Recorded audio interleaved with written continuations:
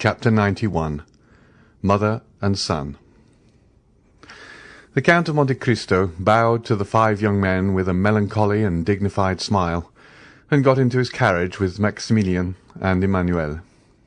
Albert, Beauchamp, and Château Renaud remained alone. Albert looked at his 2 friends, not timidly, but in a way that appeared to ask their opinion of what he had just done. "Indeed, my dear friend," said Beauchamp first, who had either the most feeling or the least dissimulation, "allow me to congratulate you. This is a very unhoped-for conclusion of a very disagreeable affair." Albert remained silent and wrapped in thought. Château Renaud contented himself with tapping his boot with his flexible cane. "Are we not going?" said he, after this embarrassing silence. "When you please," replied Beauchamp. "Allow me only to compliment Monsieur de Morcerf, who has given proof today of rare chivalric generosity." "Oh, yes," said Château Renaud. "It is magnificent," continued Beauchamp, "to be able to exercise so much self-control." "Assuredly. As for me, I should have been incapable of it," said Château Renaud, with most significant coolness. "Gentlemen," interrupted Albert, "I think you did not understand that something very serious had passed between Monsieur de Monte Cristo and myself." "Possibly, said Beauchamp immediately. "But every simpleton would not be able to understand your heroism, and sooner or later you will find yourself compelled to explain it to them more energetically than would be convenient to your bodily health and the duration of your life. May I give you a friendly counsel? Set out for Naples, The Hague, or St. Petersburg, calm countries, where the point of honour is better understood than among our hot-headed Parisians. Seek quietude and oblivion, so that you may return peaceably to France after a few years. Am I not right, Monsieur de Château Renaud?" "That is quite my opinion," said the gentleman. "Nothing induces serious duels so much as a duel forsworn." "Thank you, gentlemen," replied Albert with a smile of indifference. "I shall follow your advice, not because you give it, but because I had before intended to quit France. I thank you equally for the service you have rendered me in being my seconds. It is deeply engraved on my heart, and after what you have just said, I remember that only." Château Renaud and Beauchamp looked at each other. The impression was the same on both of them, and the tone on which Morcerf had just expressed his thanks was so determined that the position would have become embarrassing for all if the conversation had continued.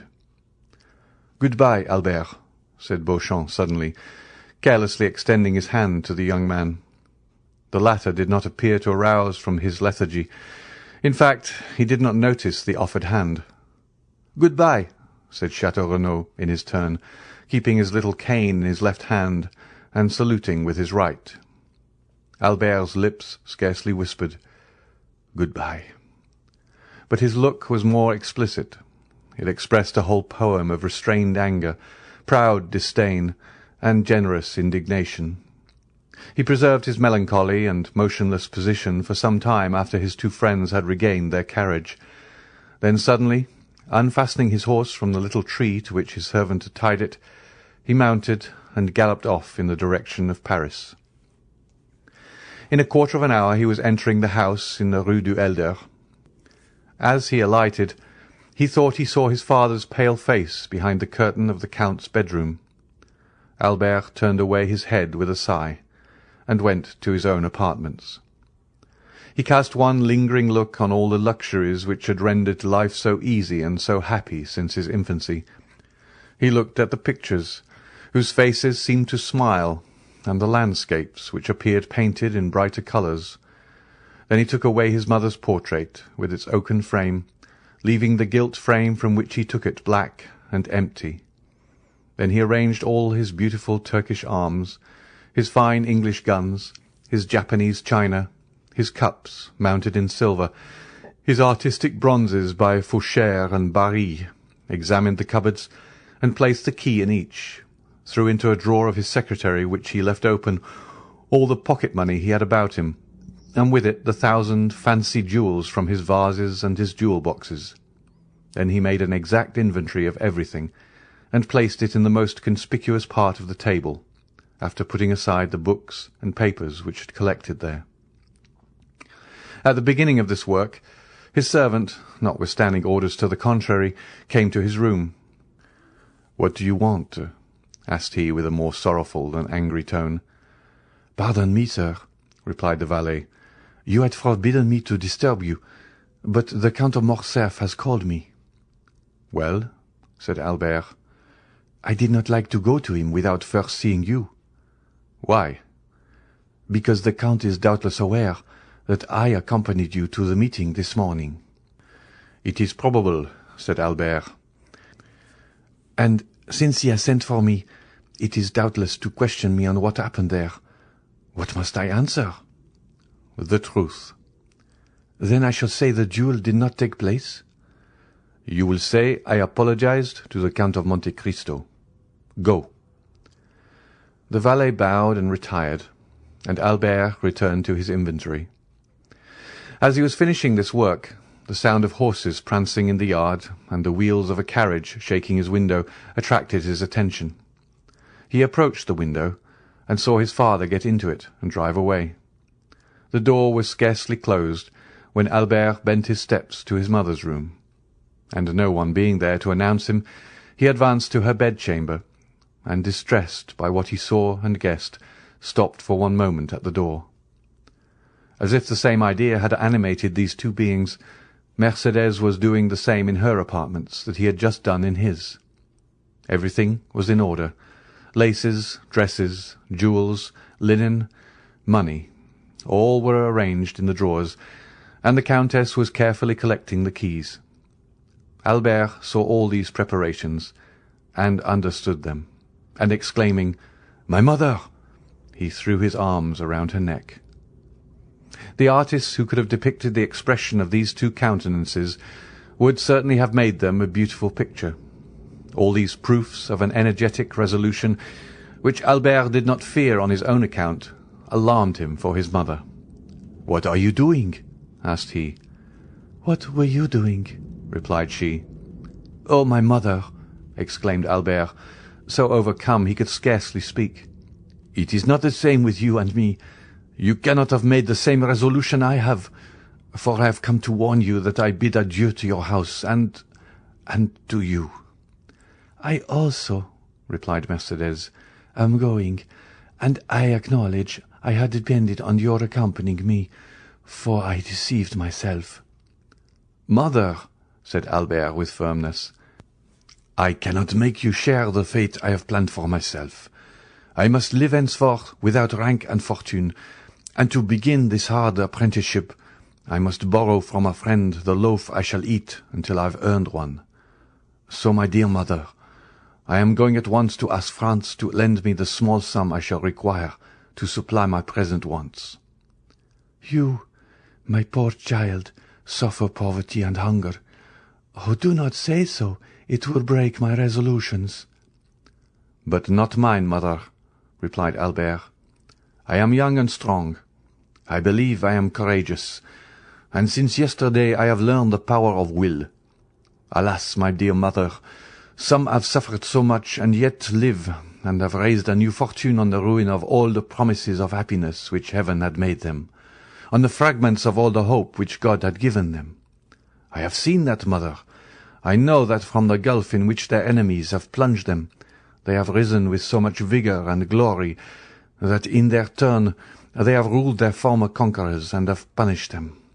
No, mother, from this moment I have done with the past, and accept nothing from it, not even a name, because you can understand that your son cannot bear the name of a man who ought to blush for it before another."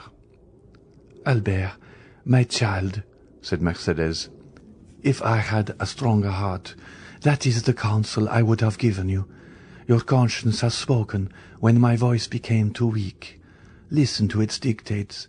You had friends. Albert, break off their acquaintance. But do not despair.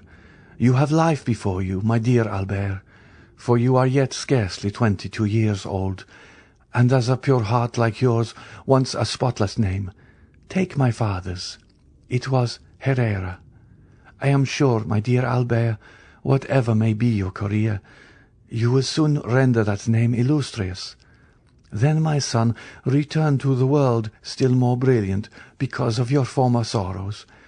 And if I am wrong, still let me cherish these hopes, for I have no future to look forward to. For me the grave opens when I pass the threshold of this house." "I will fulfill all your wishes, my dear mother," said the young man. "Yes, I share your hopes. The anger of heaven will not pursue us, since you are pure and I am innocent. But since our resolution is formed, let us act promptly. Monsieur de Morcerf went out about half an hour ago. The opportunity is favourable to avoid an explanation." "I am ready, my son," said Mercédès. Albert ran to fetch a carriage. He recollected that there was a small furnished house to let in the Rue de Saint-Père, where his mother would find a humble but decent lodging, and thither he intended conducting the Countess. As the carriage stopped at the door, and Albert was alighting, a man approached and gave him a letter. Albert recognized the bearer. "From the Count," said Bertuccio. Albert took the letter, opened and read it, then looked round for Bertuccio, but he was gone. He returned to Mercédès with tears in his eyes and heaving breast, and without uttering a word he gave her the letter. Mercédès read: "Albert, while showing you that I have discovered your plans, I hope also to convince you of my delicacy. You are free. You leave the Count's house, and you take your mother to your home. But reflect, Albert, you owe her more than your poor noble heart can pay her. Keep the struggle for yourself.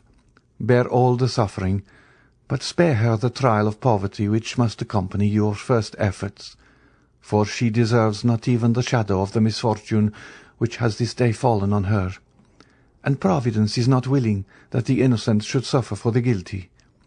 I know you are going to leave the Rue de Helder without taking anything with you. Do not seek to know how I discovered it. I know it. That is sufficient. Now listen, Albert.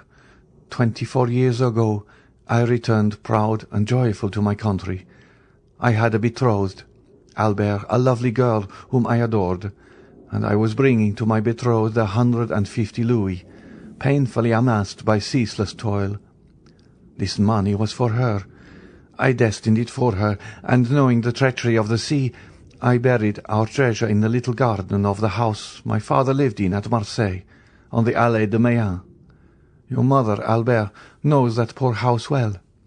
A short time since I passed through Marseille, and went to see the old place, which revives so many painful recollections, and in the evening I took a spade and dug in the corner of the garden where I had concealed my treasure.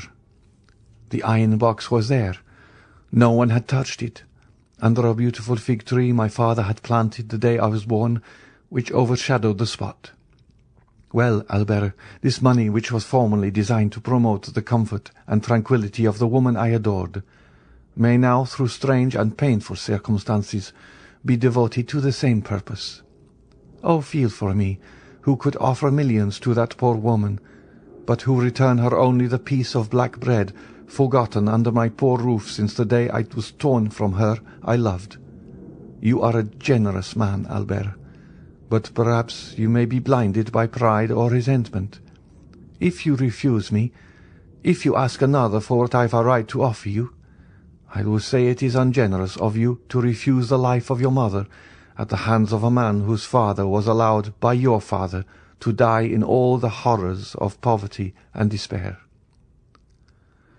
Albert stood pale and motionless to hear what his mother would decide after she had finished reading this letter.